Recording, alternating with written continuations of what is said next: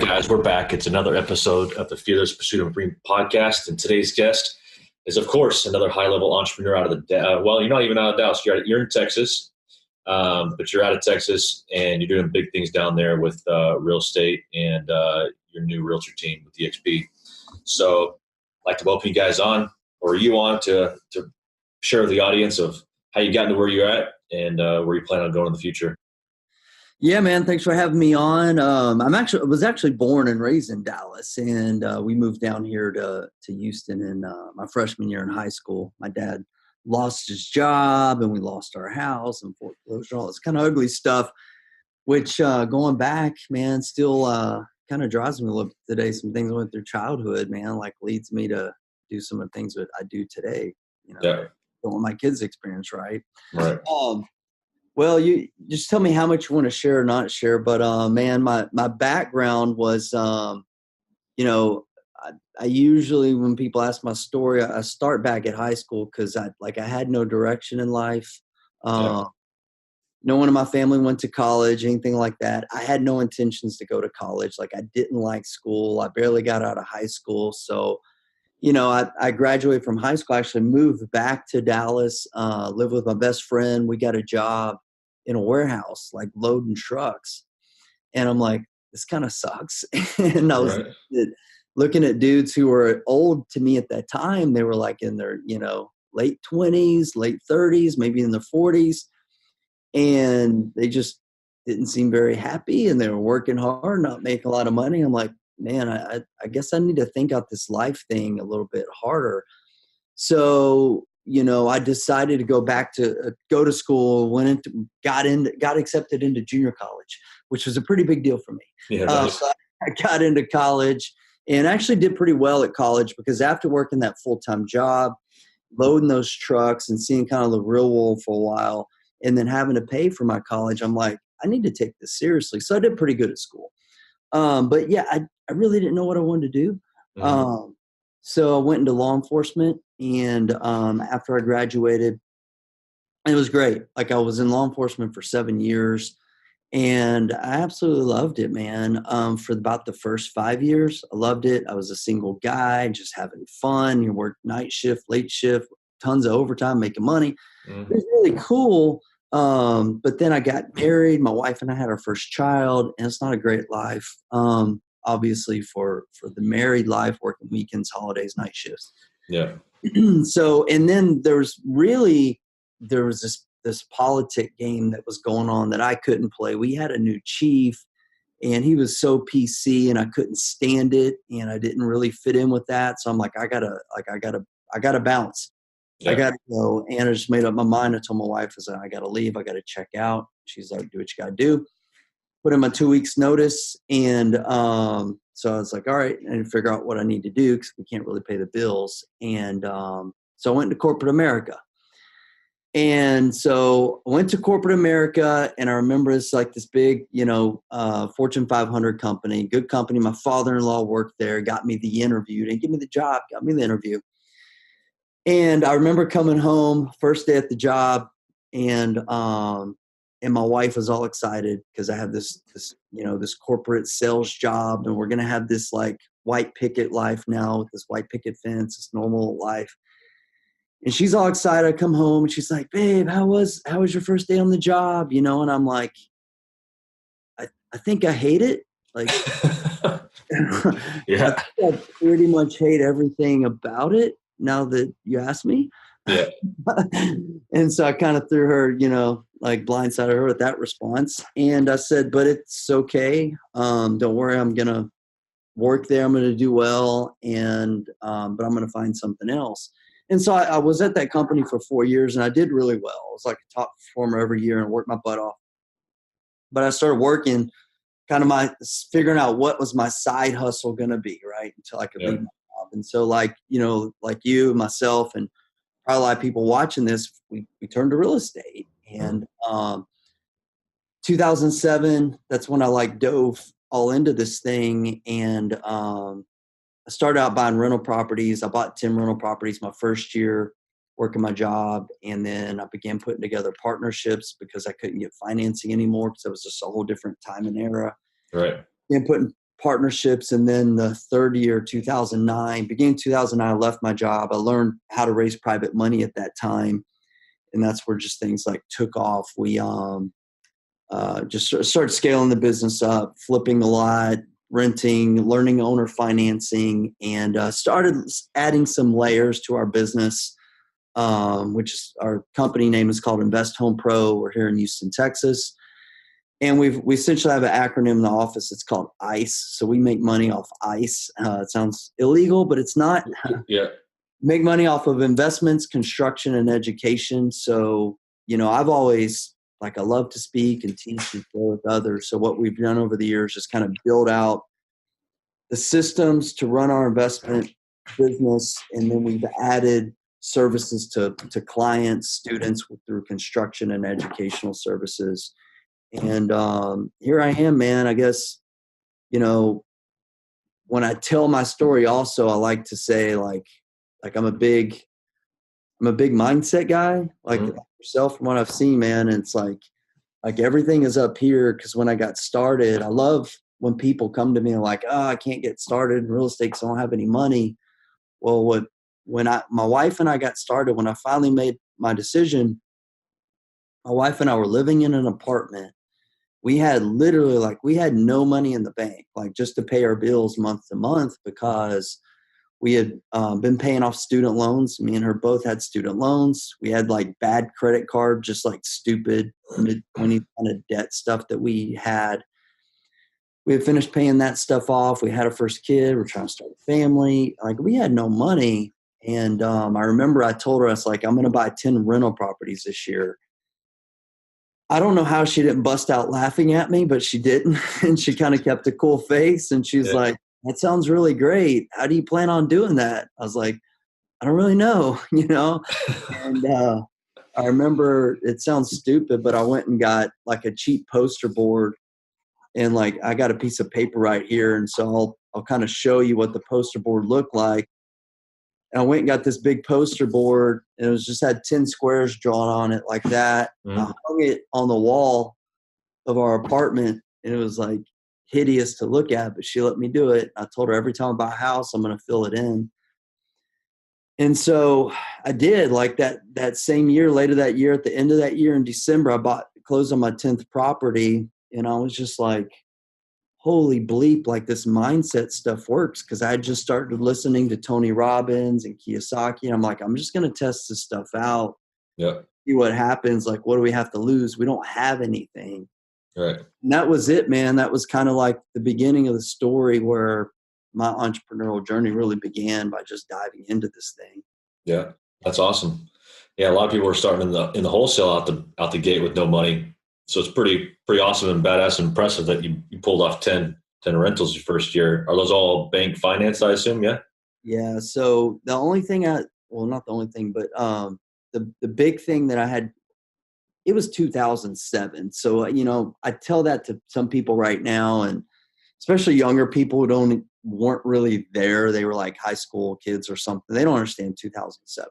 It was a different day and age. That was not a major accomplishment of what I did the first year. I mean, it was a lot of work, but I was able to get bank financing because my wife and I had always had good credit. We just didn't have any cash. And I failed to mention too, the first deal I had to borrow. We had just finished paying off these credit cards. So I had to borrow $7,000 on that credit card to use it as essentially my earnest money down payment on that first deal. But then after that, I negotiated with my hard money lender. I cut him a check, borrowed another $5,000. I cut him a check that he kept at his office and his desk, just in case I didn't perform. But he would always float me not having to put any money down on my next deals. Nice. So I was kind of able to, negotiate 100% financing. I buy them in hard money, refinance them, rent them out. And then that's, I could only do 10 that way with Fannie Mae. Yeah. And then I hit that wall in 2008, like everybody did. And I was like, holy crap, man, what am I going to do?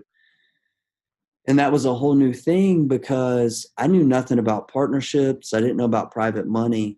And man, I was so wet behind the ears, and I just started having conversations with anyone who would give me the time of day, and just started putting together some partnerships. I put together 3 partnerships in 2008 to buy rental properties, Mm. and that kept me moving closer to my goal. I got to 2008. I'm like, all right, I bought 10 more, got these properties. It's cool. Ton of equity now because the market was shifting. I'm like, but I'd rather just keep the whole deal. And that's when I discovered private money. And that was like the big light bulb. So I just redirected my efforts to just hardcore pursuit of private money. Mm-hmm. And yeah, so that was kind of the progression. Yeah. And up until this point, you had been a solopreneur, basically, just you, or did you have a team by 2008? 2008, the only person I was doing everything for the most part. I had so I was, I was working with wholesalers. You mentioned I wasn't wholesaling because I couldn't do everything. Right. And kind of the mentoring I was getting at that time was to buy rental properties. So I'm like, all right, this dude is much more successful than me. I'm going to do what he says. Yeah. So I started on that path, and I really didn't learn how to market for deals until about 2010, 2011, because I didn't need to. I had really good wholesalers and I worked with them exclusively. But 2010, I think it was 2010, 2011, hedge funds started coming to town.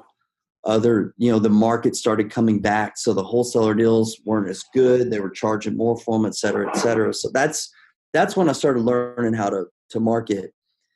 And honestly, for people just starting out who are watching this, that's the progression I recommend for most people, depending on where they're at, cash wise, time wise, is to get in wholesaling. Because if you can learn how to market, like you can predict your future, right? For the most part.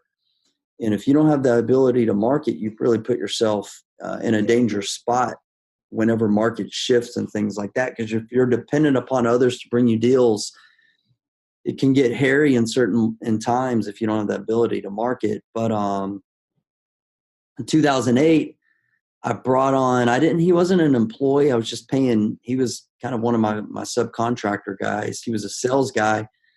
I started paying him to manage my rehabs. Not even much, like $200 to $500 a job. He'd go check on a couple times a week, give me updates, started finding cheaper labor. And so that was my only employee, or he wasn't an employee, but we ended up creating a partnership and creating a construction company in 2009.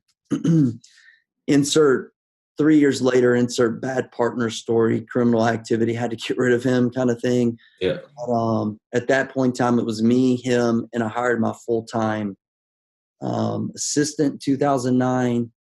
By the end of 2009, I had 3 construction managers, a sales guy, and an assistant. I had 5 people at the end of 2009, full-time employees. Wow.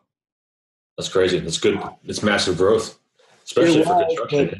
I realized I didn't know nothing about really running a business, and we almost went out of business 2010 for a little bit. Yeah. We had too much fat that I had to cut and didn't know. I wasn't managing it all. I had read 4-hour work week, and I brought in all these people and just hired them, wasn't watching my numbers, and learned some pretty valuable lessons that year. Yeah. I've noticed that within my business as well. I owner operated a franchise for a while, 4 years in Arizona, and same deal. It was just me, myself, and I doing everything, and there was never any growth. It was consistent at best for 4 years. And so when I jumped into real estate, I was like, man, I gotta do something different. Like I didn't know marketing with the carpet company. I didn't know that your database was your number one source. And so I would never call old clients or prospects and say, hey, it's a 6-month mark. I didn't know all that crap then.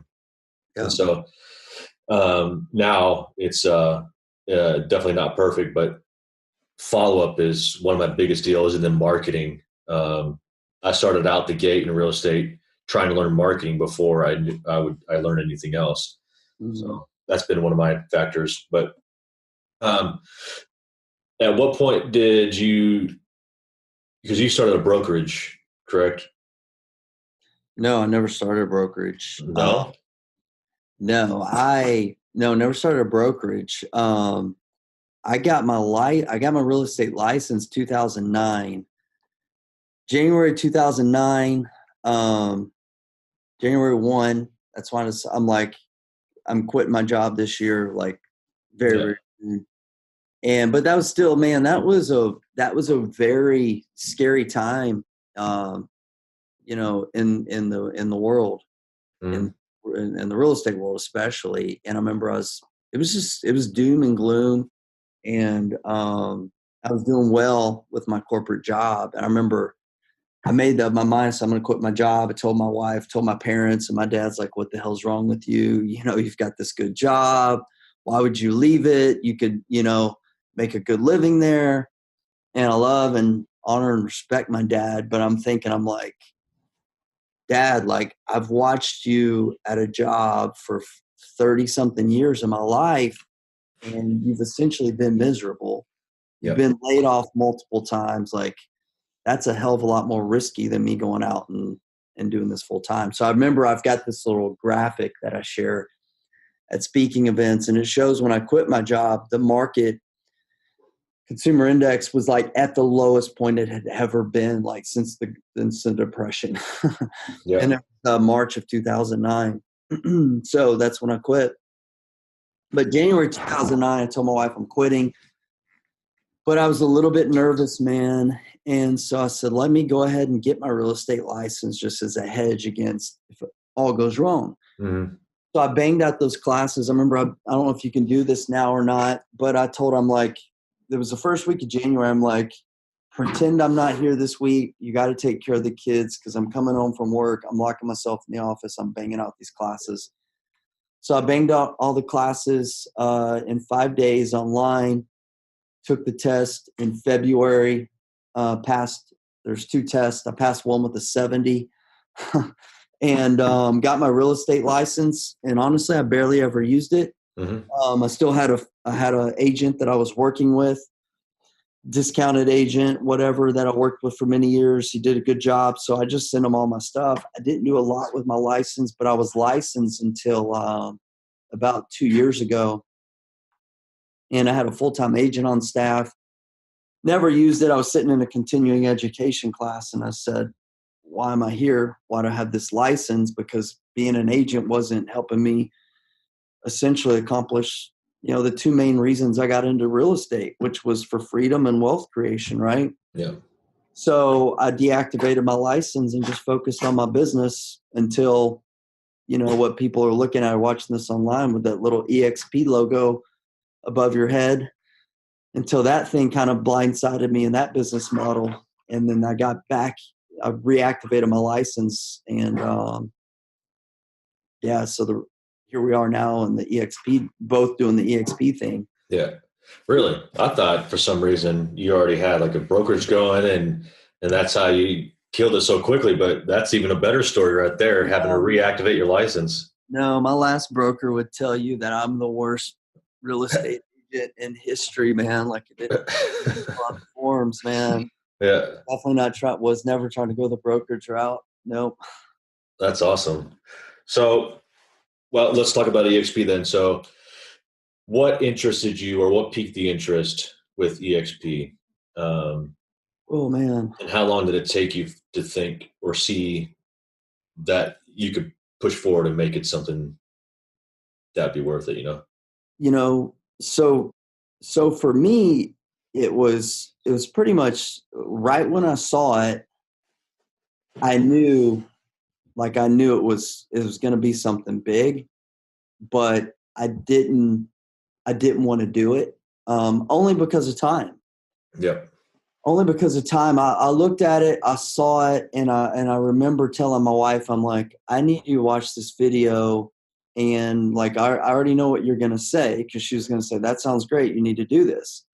So I remember telling her, I was like, I need you to give me some reasons why I shouldn't do this. Like, you're focused on other things, everything's going good, you don't have the time. Because that was really, I was like, I'm not really trying to start something else right now. Right. But I was like, man, it's like they say, like people at eXp say, once you see it, you can't unsee it. Mm. So she looked at it and she watched the video and she was like, no, you better do that. I was like, I know it. Like, I know it. And so for me, it really came down to this was, I got started in real estate really, like I said, to create freedom. First and foremost, absolute number one thing is to control time. Mm. And number two was like to create wealth and passive income. And so when I saw eXp, I'm like, this will help me create more freedom from time, create wealth, passive income. It checked all the boxes of everything that I was wanting to do. And also just, kind of my personal mission statement, man, is like with coaching people, like I love to motivate, educate, and inspire and mostly equip people to go out and create what they want to create. Mm-hmm. In the eXp business model, it does that. It does it absolutely. So it just fit in really well with what I'm all about, what our company's about, and what I'm trying to create in my life and business, what I'm trying to help other people create. Yeah. So it checked all the boxes, man. And when we come across some opportunities like that as an entrepreneur, it's like, it's what we do, Yeah. So for me, it was a no-brainer after a little bit of trying to fight it. It was Right. a no-brainer for me. Yeah. Man, I had the opposite. Well, I wouldn't say the exact opposite. So I got approached like 2 years ago by Chris Saunier, Okay. or Saunier. I don't know. I always mess his last name up, but he brought me, and I think it was Rob Flick. Who was it? I'm pretty sure it was Rob Flick or Gene Frederick. He brought him out to Forney, where I live, and we had a lunch and learn. And I was like, I mean, this sounds badass, but is this real? Is this guy really traveling the world right now and getting paid whatever he was getting paid at the time, like 60 grand a month? And I'm like, no, that's BS. I'm just going to stick over here. I had just switched to another brokerage firm that kind of specialized in investments, and I was happy there. And so I brushed it off for the longest time, but then Chris stayed on me forever, and then he finally gave up. But then I don't think you were there, but January we went to on the Caribbean cruise with the financial friends. No, I wasn't there. Yeah. Connor brought it back up. He's like, dude, you really, and Connor, dude, he would not stop talking about it. And I'm pretty sure he had everybody hating him by the end of the cruise, but it stuck on me like big time then that, cause he hadn't even done it yet, but he was dead, like adamant that this was his end all be all and he was going to drop everything and do it. And I was like, yeah, we'll see. So I forget his story now, but within a few weeks, he had already finished his classes. And by week 5 or 6, he was licensed and already on the road running. And I was like, holy crap. So I think it was within a month of that, I was like, I guess I got to go, give this thing a shot. And so I got into pretty quickly. And then I'm fairly introverted. I don't do cold reach outs. Cold calling within my own real estate business is a real pain point for me. But fairly quickly, I was able to get over 10 agents just by sphere of influence. It was pretty easy. And then I started thinking one day, how do I help people see the light? Because they see the technology, technology is the wave of the future. And it seems to attract a lot of investors. And so then I came up with this deal is, most investors are buying these $100,000, $120,000, $150,000 houses to try to get $250 to $500 in passive income a month, net. So I was just thinking this way, every single time you bring on an agent, you just added one more property to your portfolio as long as you brought on a producing agent. And so, because we're averaging, I don't know, I think one time I got $18 from one, but then my latest one was $400 some odd dollars from one at closing. And that's essentially, in my mind, I just brought on a rental portfolio without having to raise money, and then hit that 10 rental property ceiling like you did your first year. Whereas this is massively unlimited and growing insanely. Yeah. It is, man. And what I tell agents, I mean, I first heard the model from Connor, and he does, he does such a great job of communicating really, the opportunity. And so like he Yeah. put it in a good light for me. So that was helpful. And then I really looked at it just like as an entrepreneur, as a business owner, what's my risk and what's my reward? And so there was no risk at all other than time. Right. And for people out there are already a licensed agent, what is your risk? There's nothing to sell or nothing to buy. You have to have your license hung somewhere. Mm-hmm. So it was like there's essentially no risk, but there was a massive, massive possible reward in this thing. Like there was a huge upside. Yep. And, Rob Flick's numbers, a monthly passive income, and others had grown substantially by the time I saw kind of behind Yep. the curtains what people were making. And I was like, man, even if I can hit like 5 or 10% of that, I think I'm pretty happy because I have like zero investment in this thing, Right. Yeah. So I'm like, why wouldn't I try it out? And that's what I tell agents that I talk to. I'm like, what's your risk and what's your reward? Like you Mm-hmm. can always leave. And they're Right. like, what if the company goes out of business? I'm like, all right, then take your license somewhere else. But the revenue shares paid monthly. I Yep. mean, I'm 6 months into this thing, and I think I'm going to hit $2,000 this month. And I'd like that you can't do that in residential real estate using 100% leverage. Yeah, if you're like if you're some trust fund baby and Mm-hmm. you're slapping cash and buying properties, yeah, go for it. Right. I wasn't that way. Like we Right. fully leverage properties, and that's how I was raised in the real estate world. Yep. And you get $200 or $300, maybe $400 or 500 cat. And we both know the word cash flow means that cash flow needs to flow. When it's a rental property, for me, they didn't teach me this in the courses I took, but I absolutely teach my students like cash flow from rental property does not need to flow into your pocket. It needs to set in your bank account for vacancies, repairs, evictions, all that kind of stuff that's gonna be necessary. Make readies, all that kind of stuff. Because if you're fully leveraging rental property, for the most part, it's an average rental property is going to provide like a 6 to 10% return, somewhere around there. So you think about if you're an investor and your cost of capital is say 7 or 8%, is that thing really cash flow?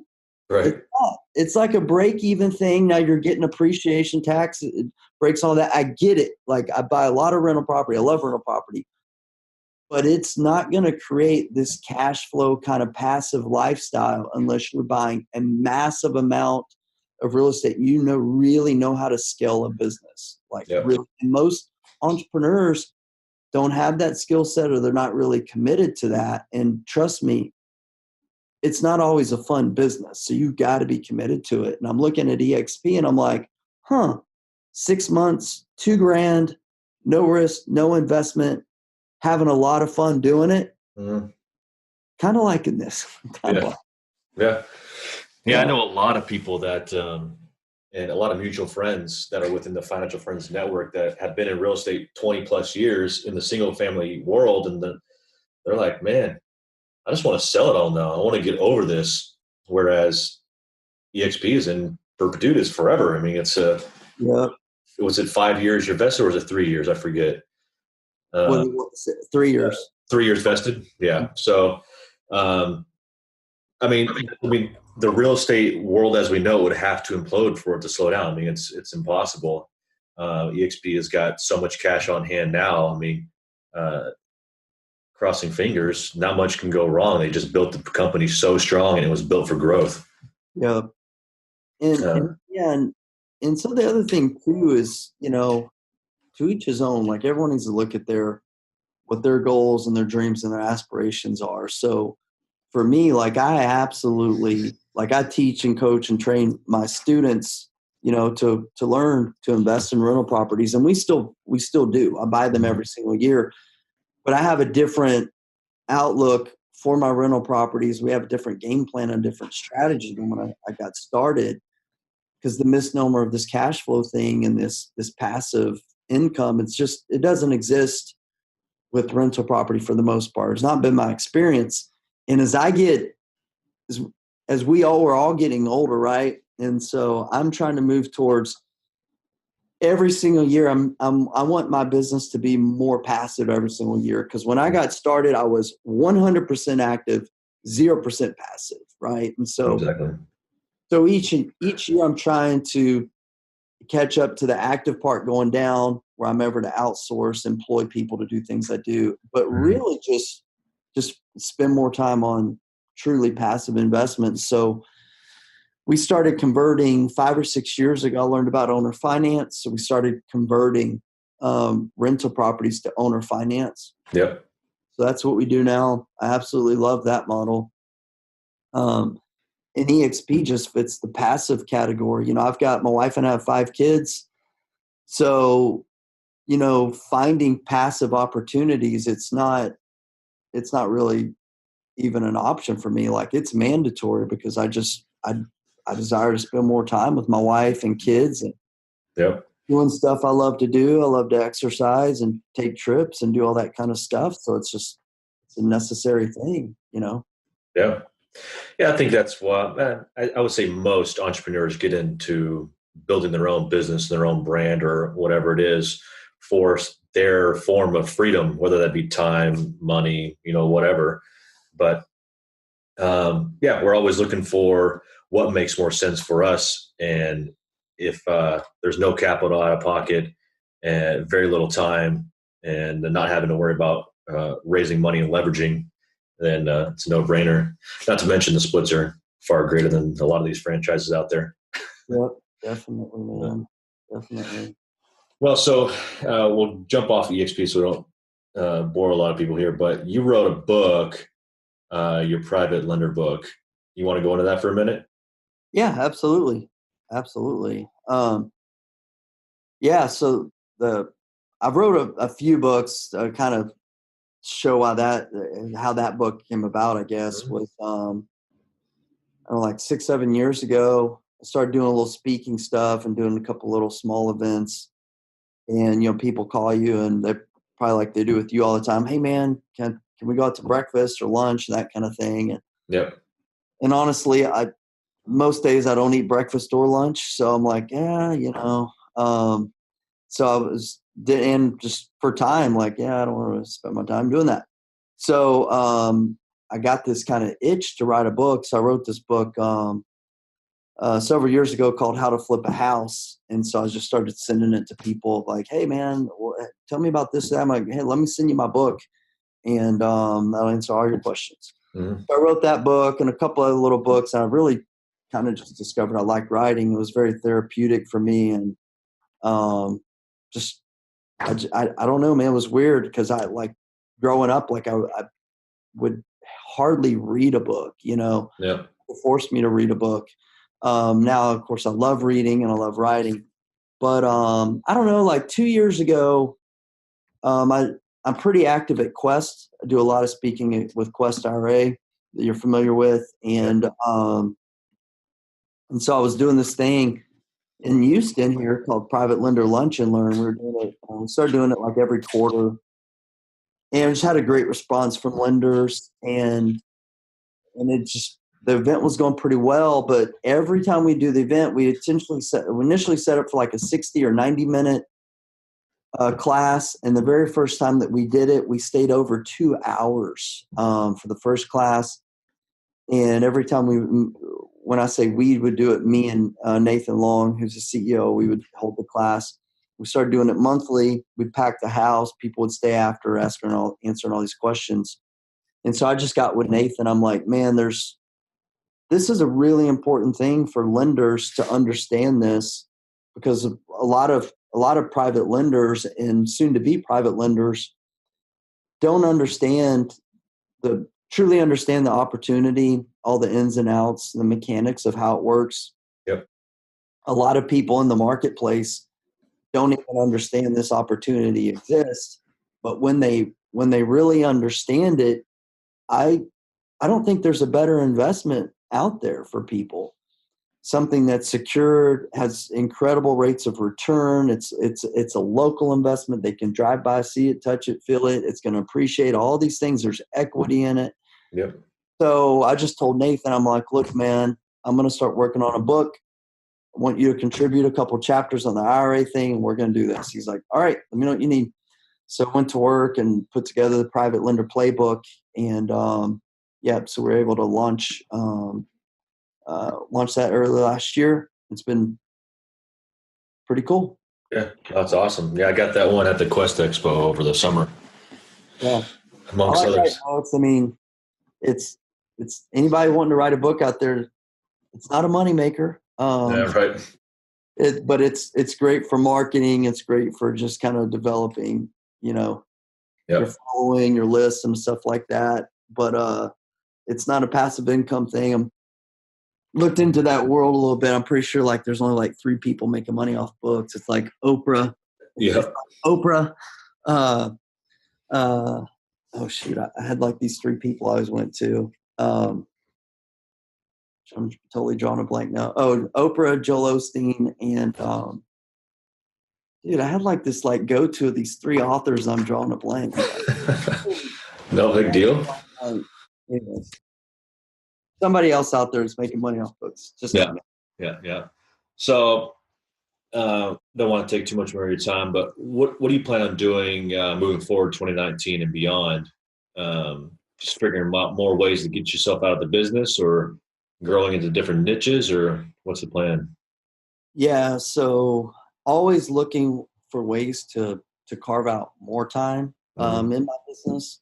That's a never-ending pursuit because we're changing some software, there's some change in the market or whatever, what have you. So like we've been focused though on ICE for a long time, investments, construction, education, just growing those 3 businesses, scaling them each year. And then of course, what's new to me is eXp now, just kind of integrating that into what we're doing. But for the most part, that's it. I guess the only thing I would share is, for all the entrepreneurs out there is our theme this year. I think it's important not to only have like a mission statement, core values, and things like that. Ours are hanging on our wall. Like create a theme of the year, and really for me this year, like I realized some areas where I was kind of getting stagnant or just comfortable. And so when we get comfortable, to me, that's really a dangerous place to be. Yep. So the theme of the year this year is like playing to win. If we're going to do it, if we're going to spend our time, energy, and effort, resources doing something, let's go all out. Let's play to win instead of kind of that playing not to lose thing. Like the whole prevent defense thing, man. Whenever you're trying to prevent a loss, like you're just guaranteeing that loss. So we're trying to keep going up rather than plateauing and just playing not to lose. So that's the theme of the year, but just doing what we've been doing. Just, trying to enjoy life and each and every day is because it truly is, man. Like, I don't know, man, like life is a gift. Life is a blessing. I'm like, feel fortunate where we're at and try to do my part to share and give back, as do you, man. Just to encourage people to like go out and do whatever they're doing. And those who are stuck, working jobs, burned out, whatever it is, like you don't have to settle for that. I was talking to a guy yesterday, this guy talking to, and he was an electrical contractor. And he said he was like for 33 years. And he made a comment, so he's telling me about what he does, what his experience. He wants to get in real estate. I'm like, so how long you been doing that? He's like 33 bleepity bleep miserable years, and I'm like, good gracious, dude, it's may sound insensitive, but it's a choice, it's a choice that we all make. And I know it's hard for some people to fathom leaving that job and that instability or that stability for something that seems, a little uncertain. But That's a choice that essentially most all of us are faced with. And I was at my job and it was still scary to leave, but I was looking at that, the risk versus reward. And I'm like, I can always go get another job. Right. And so for me, the risk was creating a life that I loved and enjoyed and financial freedom, all this kind of stuff. And to me, it was a no brainer, Yeah. for Yeah. me. Yeah. I'd have to agree with you because a lot of it, I would say, is definitely choice. Inner demons battling, you have to battle against to outweigh or weigh the pros and cons. And ultimately, a lot of people succumb to those Yeah. cons of the what ifs, the unknowns and stuff. Yeah. But, well, we'll wrap it up. I always ask everybody one question: if you had 6 months to live, the doctor said, this is affecting your ability to live past 6 months. What would you do with that 6 months? Man. All right. So I had 6 months to live. Oh, man. I mean, honestly, do more of what I'm doing right now, but be present in each and every moment. So, not to sound like, so here's what I mean by that. So, what I learned this years ago, man, I went 4 or 5 years ago, I went through a pretty bad burnout stage in life. I went through a pretty bad burnout stage in life where business had plateaued because I burned out. I would like, all right, making money is not that, like, that is not going to make you happy. And I went to this point where I was working hardcore, just trying to make money, create wealth, where I was beginning to burn bridges relationship wise, like with my wife and other areas. My wife drinking a lot. Just my health was like, it was really in a bad place. So I began like I hit this quote unquote bottom on the brink of divorce, and things were getting kind of ugly. And I didn't even love what I was doing anymore. I was like, I don't even like real estate. It sucks. And I'm just going to go do something else. Been there, done that kind of thing. And really what I realized, and I went through a lot of like deep soul searching. I'm talking meditation retreats, like seeking mentors and just spiritual training, all this kind of stuff. And what it really boiled down to, like, I was neglecting the core areas of my life. And so I I learned this, like really learned this a few years ago, when I went through this, and I've been applying it some days, some weeks, some months better than others, but I always apply it. And it's this, like there's basically essentially 4 core areas of life that we operate in, or that I do. And for me, it's in my faith. Like, who am I called to be, and what am I called to do? Like, what is at my core? What am I creating with my time here, Mm-hmm. with my relationship with God, and like my time here?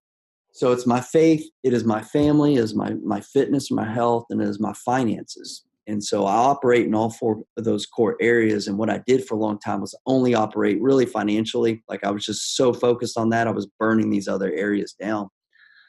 So what I do is make a commitment to focus, like to invest in those areas daily, into my faith, my family, my fitness, my finance, making sure like I'm spending my time with God and my beliefs and strengthen that area of my life to make sure I'm fulfilling that purpose.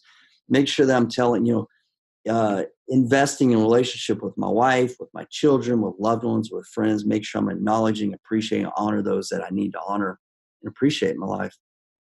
Spending time in my body, which essentially turns into exercising, challenging myself, like scheduling things dude, I'm not going to do the stuff that you do. I'm not like jumping off cliffs and all this kind of stuff. Right. I like kind of like the Ironman. I've fought in Ironman, or competed in Ironman competitions, got in MMA cage fights, got my ass knocked out in MMA cage fights. Go train with Navy SEALs. I like to do stuff like that. Yeah, that's cool. Just to challenge myself and then invest in my business. So when I say I would do more of what I'm doing, I just want to be more present doing it. Yeah. I would pursue those 4 areas of my life, like hardcore, with the passion and just without fear, man. I think that's I think that's what I would do. I don't know exactly all the exact things I would do, but yeah, like laser beam focus on those areas until my last day. yeah. No, that's awesome. It's perfect. Great question. Yeah. Well, man, I appreciate your time. Yeah, man, I really enjoyed it. Yeah. If anybody wanted to reach out to you, what's the best way? Man, I'm on the Google, Faceagrams, Instabook kind of places, Okay. Brant Phillips, you can go to brantphillips.com is the easiest place to go. Brantphillips.com. Get all my contact information there. Cool. All right, man. I'll tag that below. All right, man. I appreciate it. Yeah, and, man. yeah, we'll speak soon, man. Appreciate it. Thank you. Yeah, catch you later.